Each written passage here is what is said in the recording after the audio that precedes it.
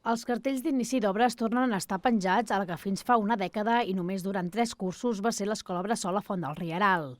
La setmana passada va arrencar-hi la remodelació interior que l'ha de convertir en un nou espai per a joves, segons els resultats del procés participatiu no exempt de polèmica. La primera fase, una laboriosa impermeabilització de la coberta, va acabar fa gairebé un any i mig, no sense entrebancs, i aquests dies s'inicia la segona a l'interior de l'equipament. La veritat és que molt esperançat, no?, en poder portar a terme i la realitat, diguéssim, de tindre un centre de joves a Santa Eulàlia, que és una cosa que va sortir en el procés participatiu, que és una cosa que molts joves ens demanden, i a més la complexitat de l'edifici, no?, veure que ja comencem a tindre un camí ja definitiu de que per fi sigui una realitat. La reforma interior passa sobretot per adequar la superfície i les parets de les antigues estances, malmeses per les filtracions d'aigua que van afectar la coberta.